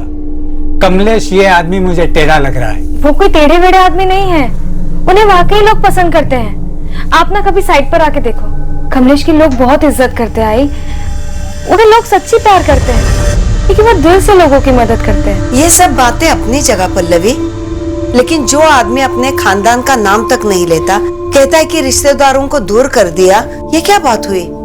सबसे बैर तो नहीं हो सकता, जबकि वो कहता है कि उसे लोग पसंद है। आप लोगों ने उसे सही तरीके से नहीं देखा है। मैंने देखा है बाबा। हमने जिंदगी देखी है बेटा पल्लवी। मैं इस शादी को अपनी रजामंदी नहीं दे सकता। पल्लवी प्यार में अंधी हो गई थी, कमलेश से शादी कर ली, हमको अंधेरे में रखा और हमें तब बताया जब कमलेश इसे छोड़ के चला गया। इसलिए कमलेश के गायब होने में और मोनाली के गायब होने में कोई लेन देन है, ये हमें सूझा ही नहीं। मुझे अभी भी नहीं लगता कि कमलेश ऐसा कुछ कर सकता है। कैसा कुछ पल्लवी? क्या यकीन नहीं होता है कि तुम्हारा पति कमलेश मोनाली को भगा के ले गया है? वो तो हम भी नहीं कह रहे हैं, क्योंकि वो अभी साबित नहीं हुआ है। लेकिन कोल्हापुर में जो मर्डर हुआ है वो तुम्हारे पति कमलेश ने खुद कबूल किया है। तुम्हारा पति कमलेश दरअसल खूनी सुधीर परब है, जो कि शायद ये भी उसका असली नाम ना हो, और जो खून उसने किया है शायद वो खून भी उसका पहला खून ना हो। पल्लवी जाधव से हम सिर्फ ये जान पाए कि उसे और उसके परिवार को किस तरह कमलेश जाधव और सुधीर परब ने दगा दिया था। उसके सीरियल किलर होने की तरफ कोई इशारा नहीं मिल रहा था, पर कोल्हापुर से हमें इस केस के लिए एक मजबूत ठोस लीड मिलने वाली थी। पर क्या यह लीड हमें इस सीरियल किलर तक पहुंचाएगी, यह देखना बाकी है। सुधीर परब पुलिस कस्टडी से भाग गया, पर कैसे रमेश? हमारी तरफ से लापरवाही हुई थी सर। 19 जून 2013 को कोल्हापुर के पास जंगलों में मैथिली खेड़ेकर की लाश मिली थी।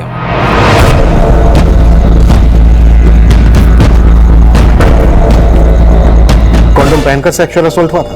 नहीं, पर आपके ही केस की तरह मैथिली को भी बेहोशी की वही दवा पिलाई गई थी, अल्केज़ेरॉन।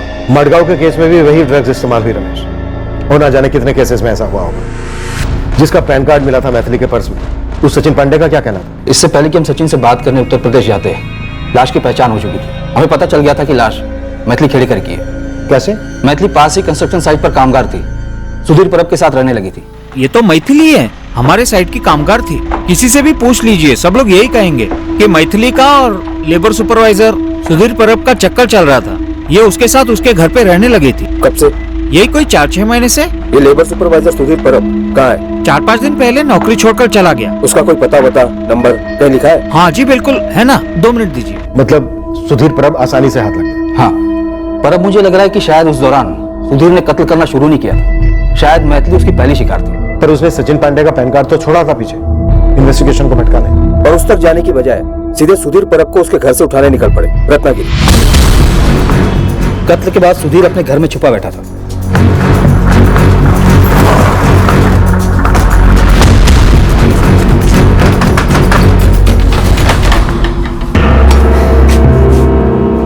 कोल्हापुर पुलिस सुधीर कुठे है? अंदर है वो। क्या बात है साहब? बुला उसको।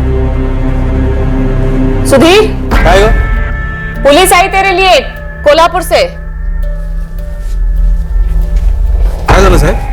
अरे शर्ट कहाँ पहन रहा है? अभी तो तेरी पैंट भी उतरेगी लॉकअप में। लेकिन मैंने किया क्या है? अब क्या किया इसने साहब? अच्छा तालमेल है पति पत्नी का। पति पूछता है क्या किया, और पत्नी बोलती है अब क्या किया। कौन सा लगे? मत मारो साहब, मत मारो, मत मारो। मैं बोलता हूँ। बोलेगा? बोलूंगा। उठाओ इसे।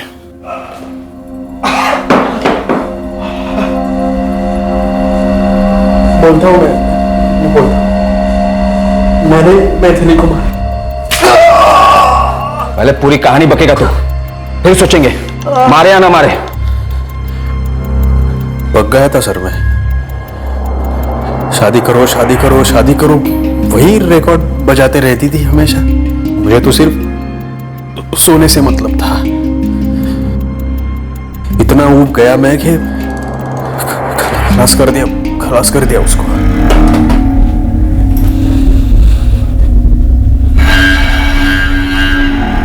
4 महीने से ऊपर हो गए, 2 हफ्ते में करने वाले थे। बोलो कब करोगे शादी? मैथिली खाना तैयार है? तुमने बताया नहीं कब करोगे शादी?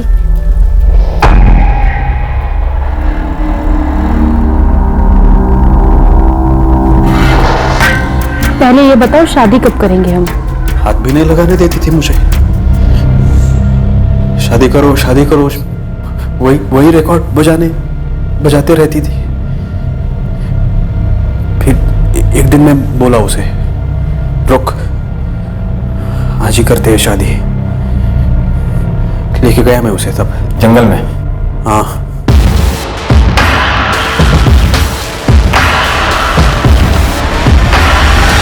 मैंने मैथिली को बोला वहां एक मंदिर है, वहीं कर लेंगे शादी। और फिर उसे अल्काज़ोरान पिला दिया, बेहोश कर दिया। मुझे शादी नहीं करनी थी उससे। इस दवा के बारे में कैसे पता चला तुझे? मेरी आई बीमार रहती थी, डॉक्टर ने बोला था ये दवा पिलाओ, दर्द कम होगा, नींद भी अच्छी लगेगी। तो मैथिली को भी दे दी मैंने ये।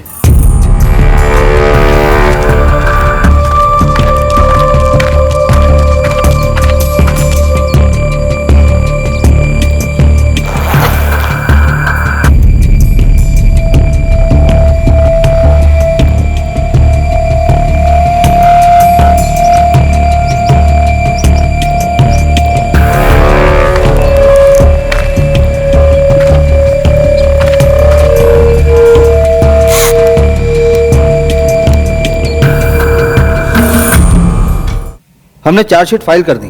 हमारी रिमांड खत्म होते ही सुधीर को जुडिशियल कस्टडी में भेजा गया। सुधीर परब अंडर ट्रायल था, उसके केस की सुनवाइयां होनी थी, पर उसके पहले जुडिशियल कस्टडी में सुधीर ने आत्महत्या करने की कोशिश की। कैसे? सुधीर के सेल में जो उसके साथी कैदी थे उनसे शिकायतें आती थी कि सुधीर परब उन सबके लिए परेशानी बन गया है। ये सुधीर परब सेक्स एडिक्ट था, जेल में उसकी तलब पूरी नहीं हो रही थी तो वो वहां के कैदियों के साथ उल्टी सीधी हरकतें करता था। आप समझ रहे ना? हमने जब सुधीर की पत्नी शीतल को मैथिली खेड़ेकर के कत्ल के बारे में बताया तो वो उतनी चौंकी नहीं। वैसे मेरे कर्म फूटे थे साहिब, जो मेरे माँ बाप ने मुझे उस जानवर के गले बांध दिया। जेल से भी शिकायत आ रही है, उल्टी सीधी हरकतें करता रहता है वो दूसरे कैदियों के साथ। उस हलकट को तो कोई भी चलेगा, कुछ भी चलेगा और कहीं भी चलेगा। अभी नहीं सुधीर, दर्द होता है मुझे बच्चा आने के बाद। तब बोलोगे कि अब बच्चा हुआ है, मूड नहीं है। तुझमें कुछ अक्ल वक्ल है या नहीं? हाँ, तो दिन रात एक ही चीज के पीछे पड़ा रहता है। एक ही चीज चाहिए तुझे। बीवी है तू मेरी, तेरे पास ना आऊं तो कहां जाऊं? और किसी चीज के लिए आता है मेरे पास? हाँ, डॉक्टर के पास ले गया मुझे एक भी बार? 2 मिनट बैठ के बात की मुझसे? घर के काम में तो हाथ बटाता नहीं है तू। दिन रात यही सब चाहिए क्या तुझे? इसीलिए शादी करके लाया? सो जा चुपचाप। मैं बता नहीं सकती साहिब क्या क्या करता था वो। एक दिन अचानक छोड़कर कोल्हापुर चला गया और फिर वापस लौट आया। क्यों लौटा? रोज औरत जो चाहिए थी उसे, और कुछ नहीं दौड़ता था उसके दिमाग में इसके अलावा। उसके बच्चे को जन्म दिया था मैंने, एक पैसा नहीं दिया उसने आज तक। पैसे मांगती तो कहता जा अपने माँ बाप से मांग। सब बच्चा छोटा था इसलिए कमा नहीं पाई मैं। और वो वहशी क्या कर रहा था? वहां कोल्हापुर में किसी और औरत के साथ सो रहा था, झूठे वादे कर रहा था शादी के, फिर उसका कत्ल कर दिया। शायद इसलिए लौटा होगा मेरे पास, कत्ल के इल्जाम से बचने के लिए, वरना वो क्यों लौटता मेरे पास? इसकी सेक्स एडिक्शन तब से थी, और शायद जेल से भागने की वजह भी वही थी।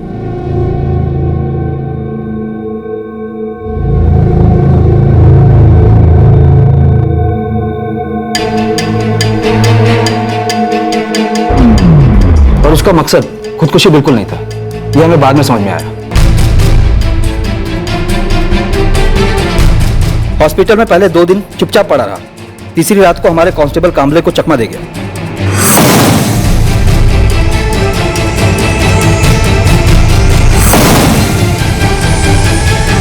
कांस्टेबल कामले को बेहोश कर दिया था। हाँ, कांस्टेबल कामले को तुरंत सस्पेंड कर दिया गया और सुधीर के लिए लुकआउट नोटिस जारी किया गया। ये सुधीर परब सतारा जाकर कमलेश यादव बन जाता है और मडगांव में पता नहीं क्या बना होगा और हमारे नासिक में क्या। पर तब हमें बिल्कुल भनक नहीं लगी कि ये आदमी सीरियल किलर बन सकता है।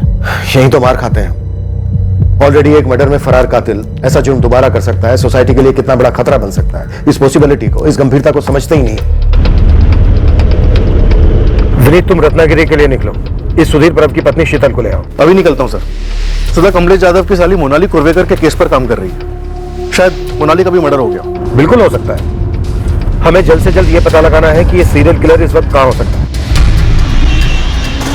मैडम, यहाँ मुंबई के कामाठीपुरा के कोठों पर भी ये कमलेश यादव और सुधीर परब बैठता था, और यहाँ भी सेम नौटंकी, बार बार हाथ धोना और मधु मधु करना। पर क्या ये पता चला कि वो इस वक्त कहाँ है? कोई लीड मिली? मैडम, कंस्ट्रक्शन साइट थोक के भाव से है। मैंने अपने कई बंदों को एक एक साइट पे भेजा है। वैसे एक बात थी मैडम। हाँ बोल। पूरे चांसेस हैं कि मुंबई में भी इसने ऐसे ही रेप और मर्डर किए हों, तो एक बार इसके डिटेल्स को मुंबई के थानों में घुमवाइए। वो हम कर चुके हैं, तू अपना काम कर। हमें कोई लीड चाहिए कि वो इस वक्त कहाँ हो सकता है। आई सजेस्ट कि आप अपनी सर्च पुणे पे फोकस कीजिए। तुम उसकी सोच को ट्रैक कर रही हो? हाँ, एक हद तक, कि वो क्या सोच रहा होगा कि आप उसको कैसे ट्रैक करोगे। अगर हम उसका पैटर्न फॉलो करें तो वो कंस्ट्रक्शन साइट पे काम करता है। वो जानता है कि शायद आप उसको ढूंढ रहे हो, तो इसीलिए नासिक में मर्डर के बाद वो नासिक तो नहीं जाएगा, ना ही वो कोल्हापुर, सतारा या फिर गोवा जाएगा। चिपळूण तो वो बिल्कुल नहीं जाएगा। और नागपुर में मनोज महात्रे का वॉलेट चुराने के बाद वो नागपुर भी नहीं जाएगा। पुणे, यहां पर कंस्ट्रक्शन फुल स्विंग में है, इसलिए चांसेस है कि वो पुणे जा सकते हैं। गुरु खबरी को पुणे भेजो, उससे कहो कि वो वहां की अपनी टीम से कांटेक्ट करें। पुणे की क्राइम ब्रांच यूनिट 3 के अरुण भोसले से बात करो। पुणे की हर कंस्ट्रक्शन साइट स्कैन करो, पर चुपचाप। Okay sir.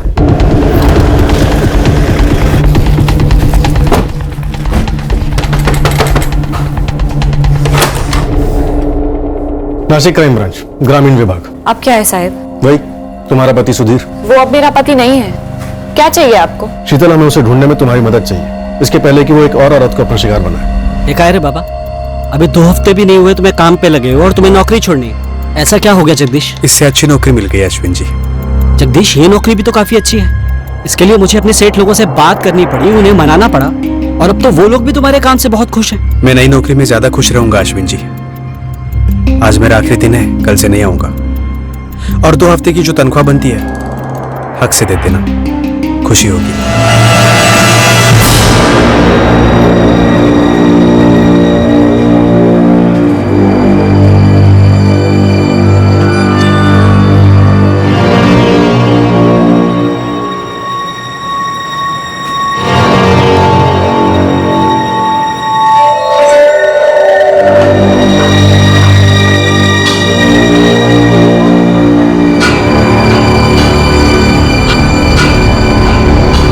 ये मोनाली कुरवेकर चिपळूण से गायब हुई। इसकी बड़ी बहन पल्लवी से शादी की सुधीर ने, कमलेश यादव बन के सतारा में। पहले वो गायब हुआ, उसके 2 दिन के बाद मोनाली गायब हुई। हमें शक है सुधीर ने उसके साथ कुछ किया होगा, लेकिन हमारे पास कोई ठोस सबूत नहीं है। मैं सुधीर को कभी पहचान नहीं पाई साहब। उस लीचड़ आदमी के साथ मेरा सिर्फ इतना ताल्लुक था कि मैं बदकिस्मती से उसकी पत्नी थी, और यही मेरी सबसे बड़ी गलती थी।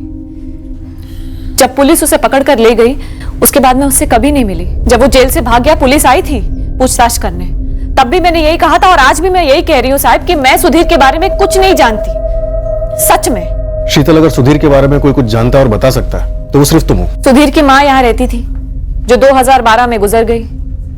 उससे ज्यादा और कुछ नहीं जानती मैं। हम उसे पुणे में ढूंढ रहे हैं। वहां उसका कोई दोस्त या रिश्तेदार हो सकता है, कोई अंदाजा है तुम्हें? मैं क्या अंदाजा लगाऊं साहब? सुधीर को कभी मैं पहचान ही नहीं पाई। बस इतना जानती थी कि उस आदमी में हवस भरी पड़ी थी, लेकिन वो इतनी औरतों का खून कर देगा, ये कभी नहीं सोचा था मैंने। हाँ, भगवान से इस बात का शुक्रिया अदा करती हूँ कि उसने मुझे नहीं मार डाला। किसी मधु को जानती हो तुम? मधु? मधु? कौन मधु? मैं तो पहले दिन से बोल रहा था, इस कमलेश पर भरोसा नहीं किया जा सकता। शुक्र है पल्लवी, उसने तुझे छोड़ दिया। कहीं हमारी मोनाली उसके चुंगल में तो नहीं फंसी। पर मेरी स्टडी कहती है कि ये सिर्फ उन औरतों को मारता होगा जो इसके सामने सरेंडर नहीं करती। इसलिए इसने अपनी दूसरी पत्नी पल्लवी को नहीं मारा, जिससे इसने कमलेश यादव बनकर शादी की थी। पर इसने मैथिली खेड़कर को भी मार डाला, जो अपनी मर्जी से इसके साथ रह रही थी। हाँ, लेकिन शादी के लिए भी प्रेशर डाल रही थी ना। इस आदमी को किसी रिश्ते में बंधना पसंद नहीं है। मैथिली को भी किसी बहाने से, शादी के बहाने से जंगल लेकर गया होगा और फिर मार दिया होगा। ये तो वही बताएगा इन दोनों केसेस में क्या हुआ। पूरा पुणे खंगाला जा रहा है उसकी तलाश में। सब पूरे चांसेस हैं कि आपको मोनाली की लाश वाई और चिपळूण के बीच में मिलेगी। हो सकता है कि इसने मोनाली को नौकरी का झांसा दिया हो, या फिर किसी और बहाने से, मंदिर के बहाने से ये इसको वाई और चिपळूण के बीच में किसी सुनसान जगह पे ले गया हो और वहां मार दिया होगा।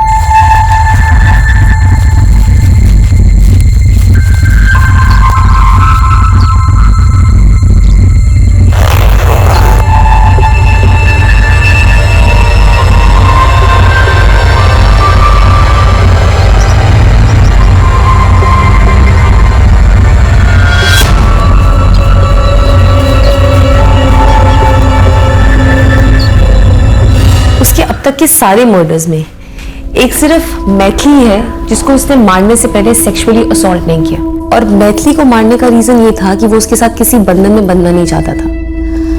वो कोई इमोशनल रिलेशन नहीं चाहता। एक बार उसकी फिजिकल नीड पूरी हो जाती है, उसके बाद वो औरत उसके लिए मायने खो देती है। वो औरत को जैसे एक जीतने वाली चीज समझता है, और एक बार जीत हासिल हो गई उसके बाद वो आगे बढ़ना पसंद करता है, जैसे कि पल्लवी के साथ हुआ। पल्लवी उसको बहुत आसानी से मिल गई, लेकिन हो सकता है कि पल्लवी की बहन मोनाली, वो शायद उसके लिए एक चैलेंज हो, एक चुनौती।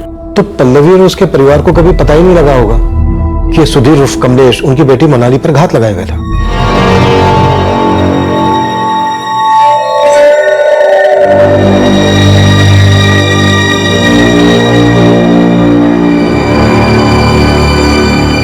वो जिन सेक्स वर्कर्स के पास जाता है उनका कत्ल नहीं करता है, क्योंकि वो उसके लिए कोई चुनौती नहीं है। वो पैसे देकर उनको खरीद चुका होता है। जब हमने पुणे सिटी को टारगेट किया और इस हत्यारे को खोजने लगे, हमें कोई आइडिया नहीं था कि हम उसे पुणे में धर लेंगे। हम बस एक चांस ले रहे थे, क्योंकि हमारे पास कोई और विकल्प था ही नहीं। पर ये जो हमने ब्लाइंड खेला, चांस लिया, ये हमारे लिए फायदेमंद साबित हुआ।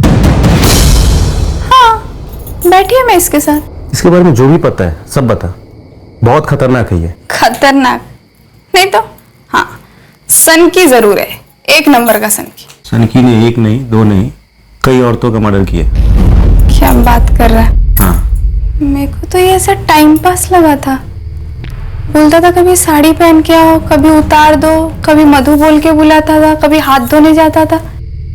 एकदम अजीब था। इसका कोई मोबाइल नंबर या घर का पता? इतना किसके पास टाइम है, और कस्टमर से उसके घर का पता कौन पूछता है? तू आखिरी बार इसके साथ कब बैठी थी?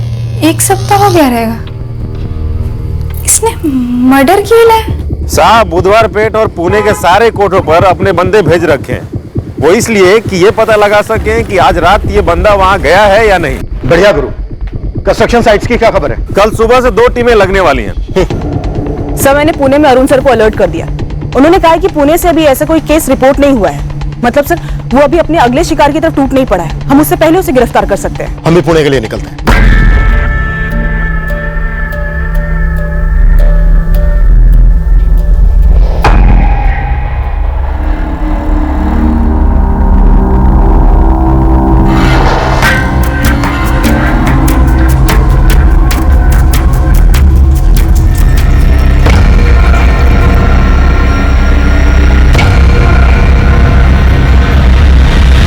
राजू, दीपक, आज ही आजूबा को तकलीफ मत देना।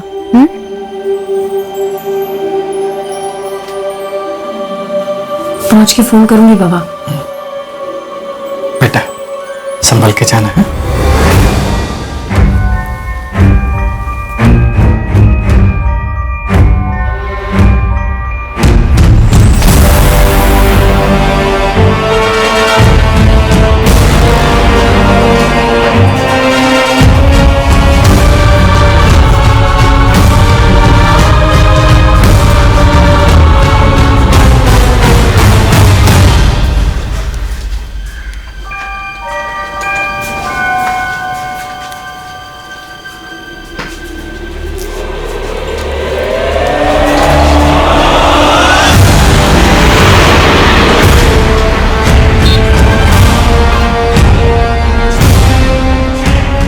आगे ना एक मंदिर है, मेरा कब से मन कर रहा है वहां जाने का।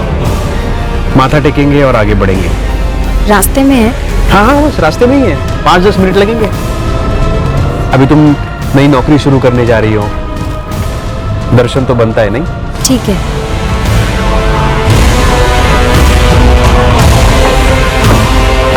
The number you have called is currently switched off. भाई, ये आदमी जगदीश माने के नाम पर यहाँ लेबर सुपरवाइजर के तौर पे काम करता था। परसों ही नौकरी छोड़ी है इसने, और उसका फोन भी स्विच ऑफ आ रहा है। क्या हुआ? किया क्या जगदीश ने? बहुत बड़ा कांड किया, सनकी है बंदा। मुझे भी लगा था ऐसा। क्या कहा रहता था? चकभूषण टेकरी के पास घर है इसका। चल चल चल चल। रुको रुको रुको रुको। ये बंदा परसों काम छोड़ कर गया, इसके साथ कोई औरत भी काम छोड़ी क्या? हाँ, एक औरत थी जो पिछले 8 महीने से यहाँ काम कर रही थी। कल ही अपना हिसाब करके निकल गई। नाम नंबर? तेजस्विनी महाडिक। नंबर मेरे रजिस्टर में है।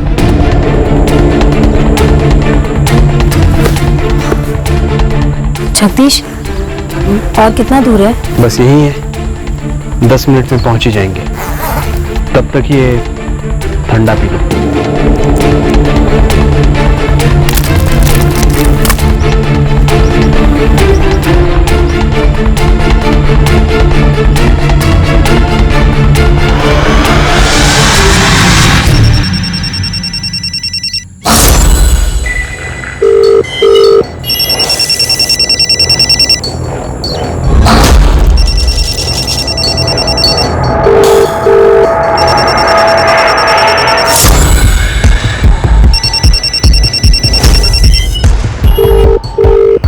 लाओ मैं देखता हूँ।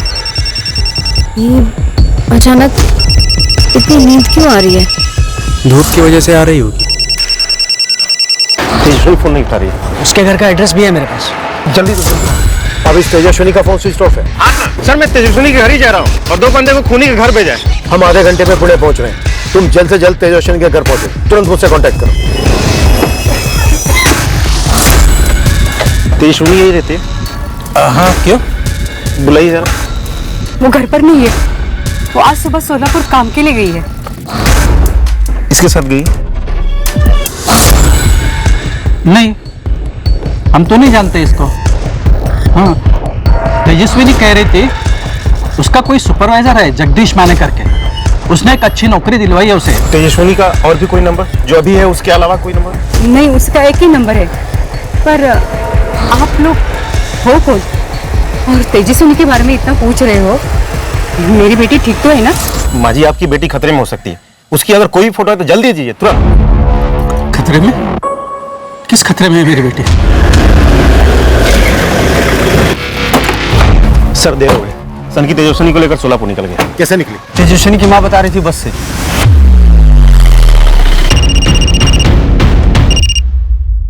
बोलिए मिलेंगे सर। अरुण, तेजस्विनी बस से निकली है सोलापुर के लिए उस आदमी के साथ। प्राइवेट बस या एसटी बस? कुछ और डिटेल है? नहीं है, पर मुझे लगता है एसटी बस से निकले हो। सर, हमारे इधर 2 डिपो हैं एसटी बस के। पहला पुणे स्टेशन पे, दूसरा शिवाजी नगर स्टेशन पे। मैं पता करता हूँ कि सोलापुर के लिए कौन कौन सी बसें निकली।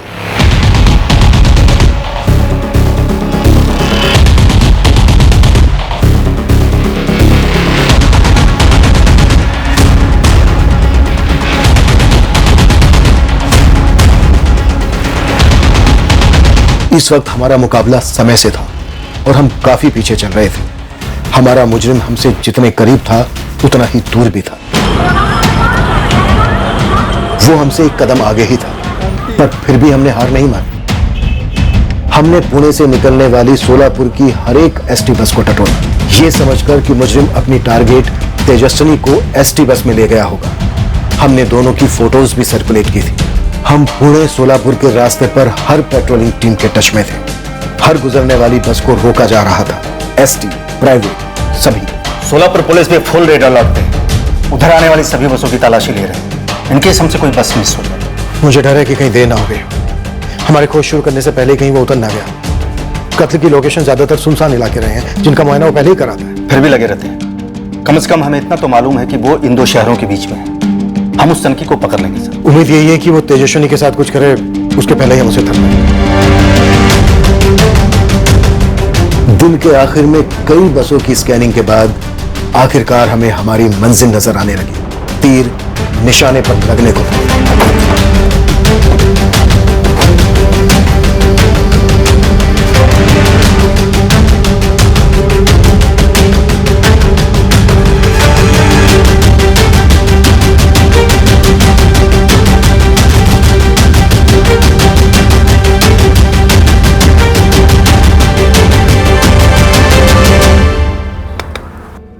चल उधर नीचे। हमने हमारे संदिग्ध सुधीर परब उर्फ जगदीश माने को धर लिया था और तेजस्विनी उसके साथ नहीं थी। सर, बार-बार पूछा पर कुछ नहीं बोला। सर, जबान पे ताला लगा है। तोड़े ताला सर। अभी तक तेजस्विनी का पता नहीं चला। अभी नहीं। इंस्पेक्टर, मैं सजेस्ट करूंगी कि आप सुधीर पर 3rd डिग्री इस्तेमाल ना करें। इतने मर्डर किए उसने, उसके दिमाग में पता नहीं क्या कुछ चल रहा होगा और हो सकता है कि अगर आप उस पर 3rd डिग्री इस्तेमाल करेंगे तो वो एकदम खामोश हो जाए। हमने उसकी दोनों पत्नियों को भी बुलाया, शीतल और पल्लवी। वो उन्हें भी कोई रिस्पॉन्स नहीं दे रहा है। शायद वो इससे रिस्पॉन्ड नहीं करेगा। इंस्पेक्टर, आप मेरे वहां आने तक का वेट कर सकते हैं, मैं उससे बात करूंगी। ओके, लेकिन जल्दी आना।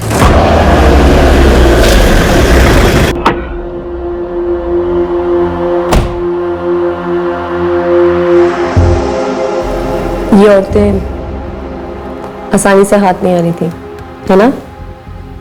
तुम्हें 24 घंटे यही ख्याल रहता, यही सोचते रहते कि इनको पाना है, छूना है, इनके साथ सोना है, लेकिन इनको बता नहीं सकते कि ऐसा ऐसा है।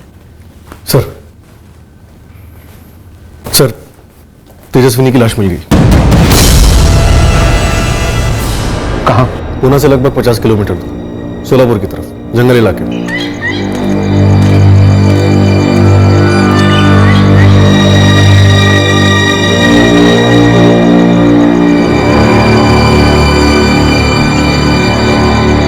बिल्कुल उसी कंडीशन में मिली है लाश, और तेजस्विनी के पर्स से मुंबई के किसी हरीश जागीरदार के नाम का ड्राइविंग लाइसेंस भी मिला है।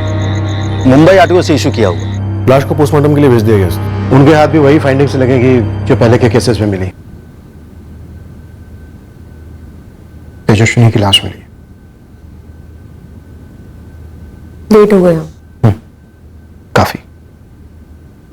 पता करना होगा इससे कि नासिक और मडगांव की वो दोनों औरतें कौन थी। बोलेगा, ये जरूर बोलेगा। सुधीर, एक खबर है तुम्हारे लिए। मधु आई है तुमसे मिलने।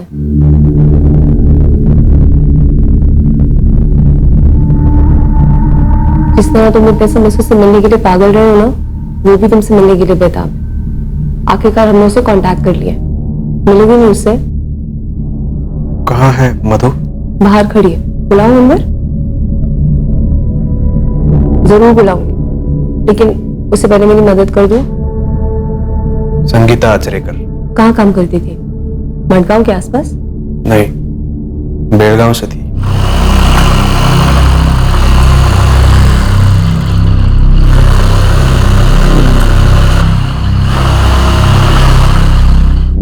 इस संगीता को तुम बेलगांव से मडगांव लेके आए थे किसी नौकरी के बहाने?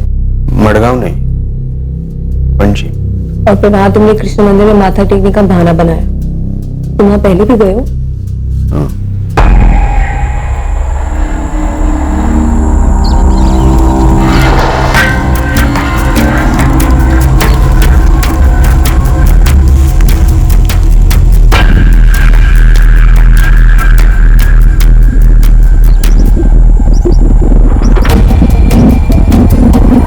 मधु?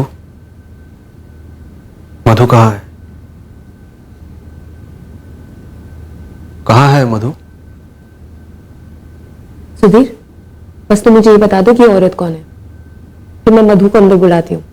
वो भी काफी समय से तुम्हें मिलने के लिए इंतजार कर रही है। ये वैष्णवी है, वैष्णवी परदेशी। और तुम इसे नासिक कहाँ से लेके आए थे? सूरत से। ये किसी कंस्ट्रक्शन साइट पे काम करती थी?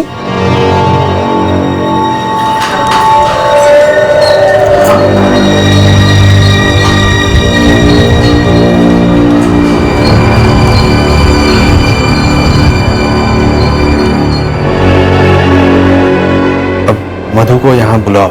बस एक और सवाल, तुम्हारी दूसरी बीवी पल्लवी, उसकी छोटी बहन मोनाली, उसको क्यों मार डाला? लाश कहाँ है? हमने वाई और चिपलून के बीच का चप्पा चप्पा छाना, लेकिन लाश नहीं मिली।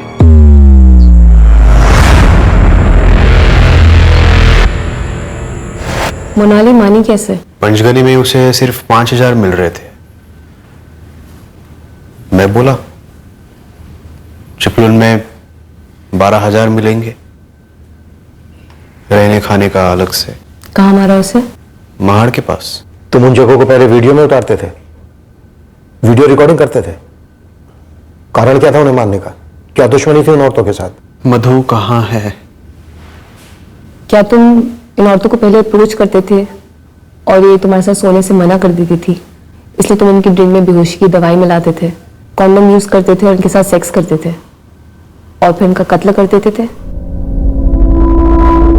सुधीर, तेजस्विनी को मारने के लिए तुमने इसको इस्तेमाल किया। बाकी सबके मर्डर्स के लिए भी तुमने चाकू का इस्तेमाल किया?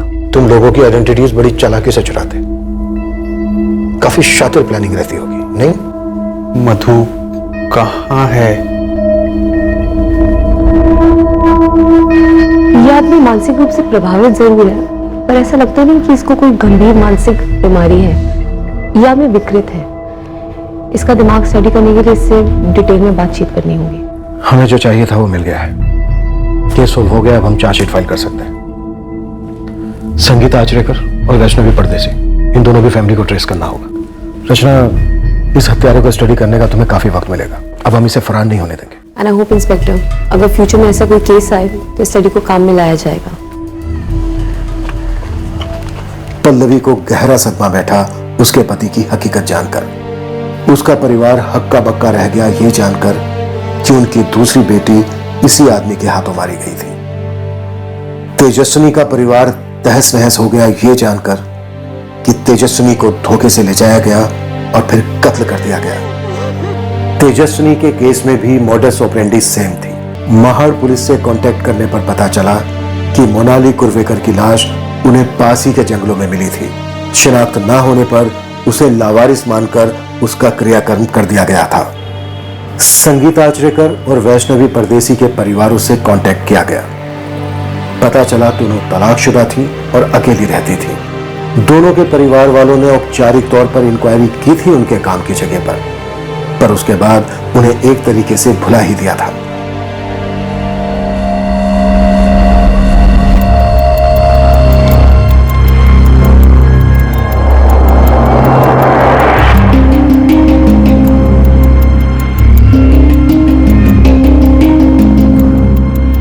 सुधीर, मधु कौन है? हमें अब तक नहीं मालूम मधु कौन है, जिसके बारे में विजय बार बार जिक्र करता रहता है। संगीता आचरेकर के लिए वो पीटर गोम्स बना, पल्लवी और उसके परिवार के लिए वो कमलेश जाधव बना, सूरत की वैष्णवी परदेसी के लिए वो विजय शिंदे था, तेजस्विनी उसे जगदीश माने के नाम से जानती थी, शीतल और मैथिली खेड़ेकर के लिए वो सुधीर परब था। साइकेट्रिक एग्जामिनेशन के बाद डॉक्टर्स इस नतीजे पर पहुंचे कि इस आदमी को कोई मनोवैज्ञानिक बीमारी नहीं थी। यह मानसिक रूप से काफी सक्षम था अपने गुनाहों को प्लान कर अंजाम देने के लिए। पता चला ये केवल ओवरसेक्स्ड यानी अति कामुक इंसान है। जो औरतें इसकी पहल को ठुकराती या इस पर किसी तरह का दबाव डालती या जिन पर यह काबू नहीं कर पाता तो ये उनका रेप और कत्ल कर देता। और चूंकि एक बारी उसकी मॉडस ऑपरेंडी काम कर गई थी, वो बार बार यही भयंकर जुर्म दोहराता रहा।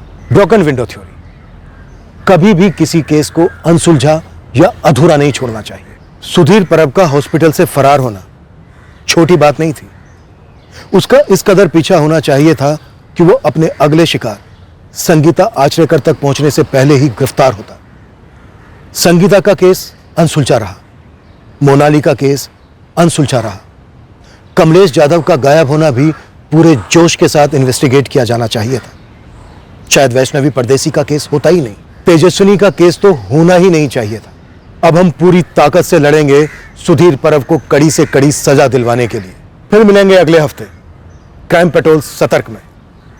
जय हिंद। इस तरह के और भी एपिसोड देखने के लिए हमारे चैनल को सब्सक्राइब करें और बेल आइकन दबाना ना भूलें।